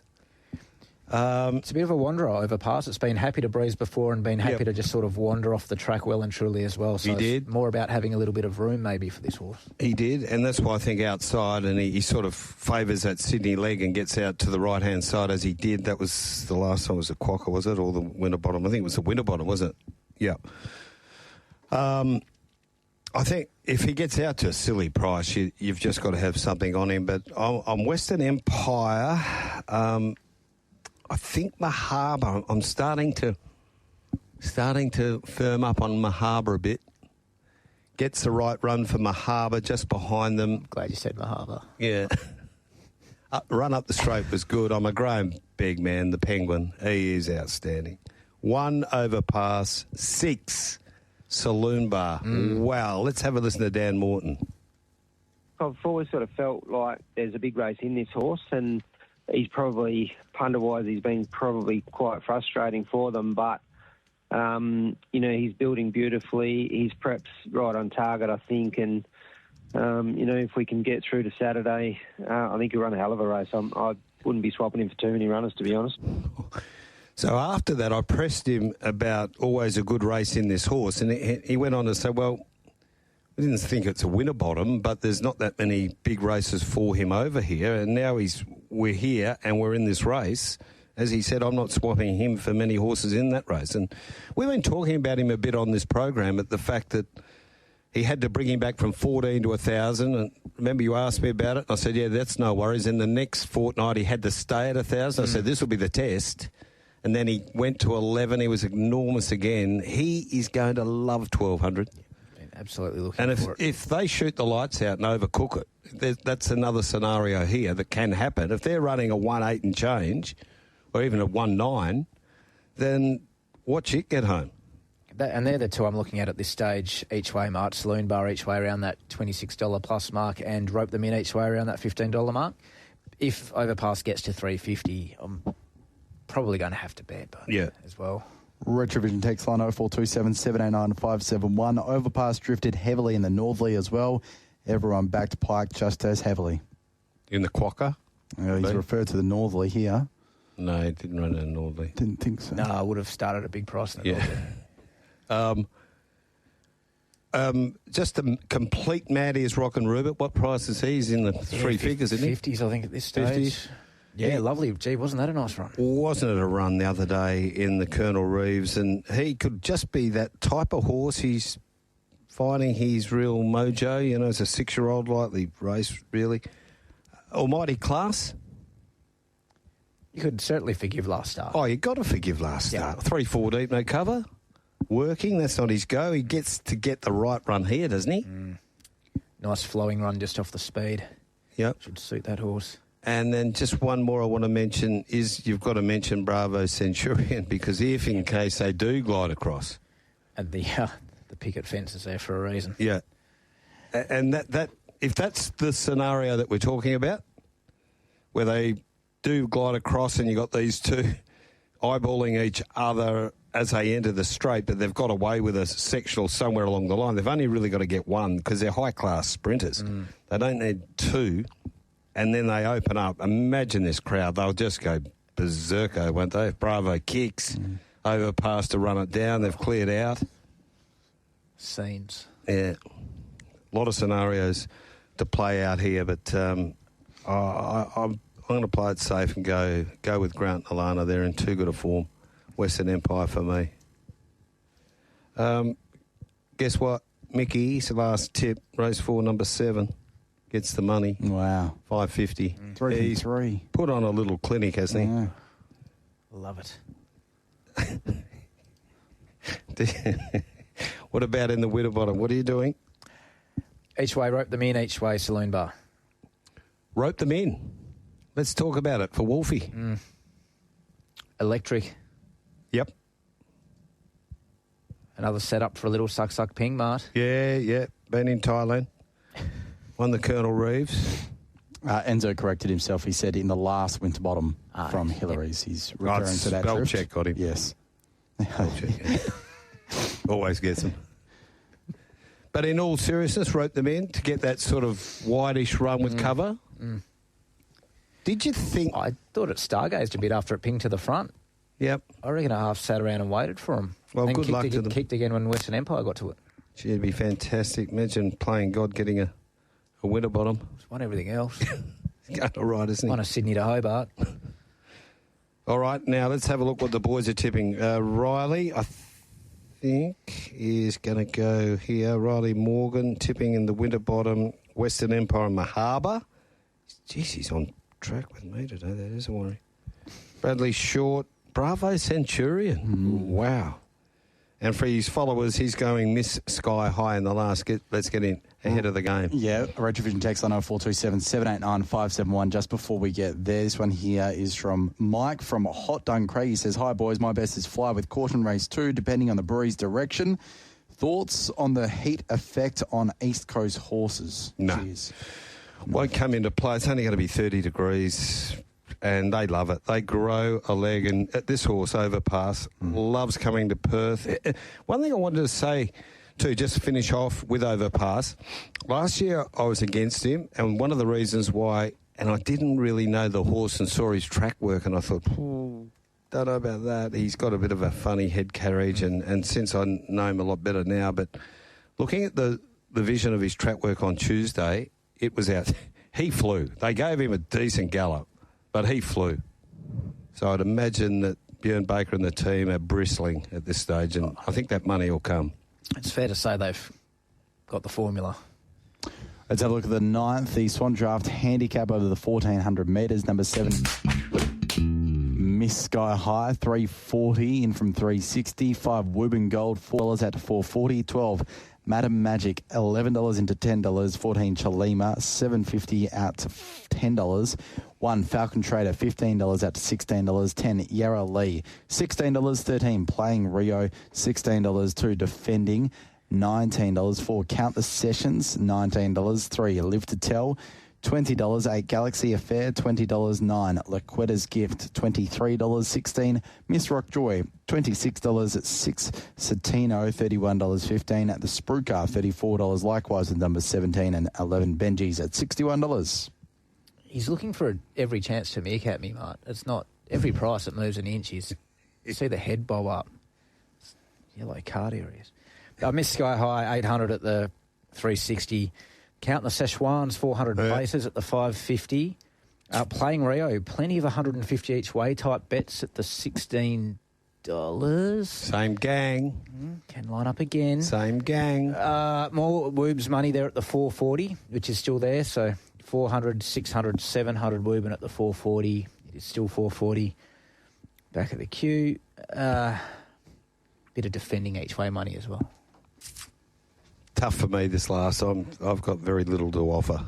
Maybe keep an eye on Playing Rio, but I did miss him. Remember you said he's a horse that we both like?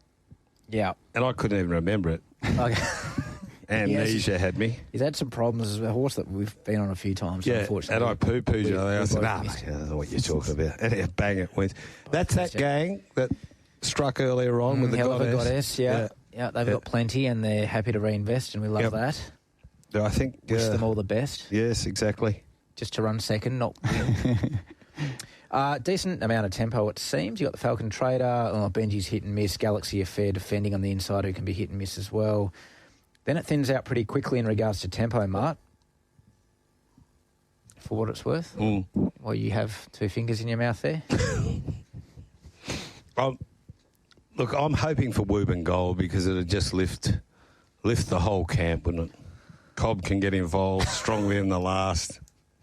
It's been in the confessional. We forget all the sins. And have you doubling up with Baby Paris as well? No. Stable double. Yeah. Anything? Yes. What? Chalima. 1,200 might be a better distance for it, but I'm okay with 14 at this stage. Happy to find out that $13 around the traps. Don't have to go back too far to see that this horse is right there with Woobin Gold, etc. Always promise plenty. Things look like they could go nicely for it in the run, and I am happy to bet in this race. I just want to have a little devil's advocate spiel on Miss Sky High, Mart. It's $3.40. It could get a better price in a much weaker race last start. We're getting $5.50 last. It beat First Beach, who didn't turn up off the back up. End up probably going to the paddock. God's Gate, who went ordinary, didn't turn up. This is lengths tough for this race. Lengths tough. I reckon 11 horses in this race would have run second in that race 2 weeks ago. So, and you're expected to take $3.40. Well, Shorty has, so that's the main thing there for us. So we better get some best bets. What are yours? My Aloha, $4 plus race 6, race 7, the Boss Lady. That's my best at the 450. Race 8, we're going Rope Them In each way and Saloon Bar each way, and in the last race 9 there we're going Kalima at the $12 each way. You got a few there. And we're going to the Mundaring tomorrow, Mart. Yes, it's going to be enormous. Can't wait. Brett Wolf Jr. with you with the Rope Them In as well on the text line 0427 789 571. He won the Broken Hill Saturday certainty with that horse. And that is his Saturday certainty rolling into this weekend as well. Up again 2 weeks in a row. Best bet for Riley Morgan is going to be... his best Fly With Caution on Ditto. Comic Hero race 3, Joker's Grin race 5, My Aloha race 6. I'm flying caution, My Aloha. Maddies, Play With Fire race 3, race 7, Petrushka. Something crazy on it at the big odds. And in the Winterbottom, I'm with the Western Empire. 2, 5, 1, 6, 12 are the numbers for the first 4. Final comment here on the text line 0427 789 571. Hi guys. It's from Mark. Missing horse from Winterbottom is Storm Chaser. Bet he wins 2025. Storm Chaser to win the Winterbottom in 2025. That is his comment from Mark. Wow. Little futures bet there for Mark. Is it open yet? Julie noted. Julie noted. What's Julie up to? Northern race number 4, 1 Jungle Rooms 482. Incredible Lord 553. Just Must, $8.50. For Jade McCool, $3. 5 We Know George, 21. 7 Revolution Rico, 11. And 8 El Bandoleros at $3.40. Albany, the last. More Than Number 1 is $41. Number 2 El Salto, $6.53. Lady of Valens is $71. Land of Valens. For Little Silver, I heard this was Diggers as best of the day, $3.10. Number 5 is Harmika, $6.50. A big drifter. 6 Morgs Freeman is 10. 7 Odenarka, $4.60. That'd be a good race for Odenarka down there, wouldn't it? Pedal Power is What about this? This is the Meerkat of the year. 41, 31 into 6. Wow. Pedal power, thank you very much.